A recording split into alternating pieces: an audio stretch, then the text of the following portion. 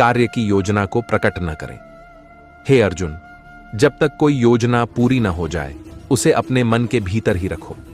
जो लोग अपने हर कदम की घोषणा पहले ही कर देते हैं वे अक्सर अपनी मंजिल तक पहुंचने से पहले ही भटक जाते हैं। उन्होंने एक व्यापारी का उदाहरण दिया। एक व्यापारी ने मसालों की एक बड़ी दुकान खोलने की योजना बनाई। उसने यह बात अपने सभी रिश्तेदारों और दोस्तों को बता दी। अगले ही हफ्ते एक चतुर व्यक्ति ने उसकी बात सुनकर उसी जगह पर एक और दुकान खोल दी और बाजार पर कब्जा कर लिया। जब व्यापारी आया तब तक बहुत देर हो चुकी थी। हर विचार एक बीज की तरह होता है। यदि तुम उसे बोने से पहले ही सबको बता दोगे तो कोई उसे कुचल देगा या तुमसे पहले उसका फल ले जाएगा। श्री कृष्ण बोले, योजना की असली शक्ति उसकी खामोशी में होती है। जब तक तुम्हारा काम पूरा ना हो जाए तब तक चुप रहो।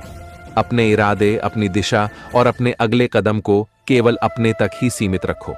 इन्हें सबके सामने जाहिर करके तुम बेवजह का बोझ और आलोचना अपने सिर ले लेते हो।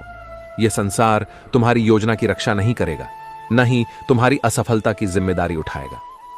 चौथा मंत्र, अपनी कमजोरियों को गुप्त रखो। श्री कृष्ण ने कहा, आत्मनो दुर्बलता न प्रकाशिता। अपनी कमजोरी को प्रकट न करें। हे पार्थ, जिस दिन तुमने अपनी कमजोरी किसी और को बताई उसी दिन तुमने अपनी हार की पहली सीढ़ी चढ़ ली।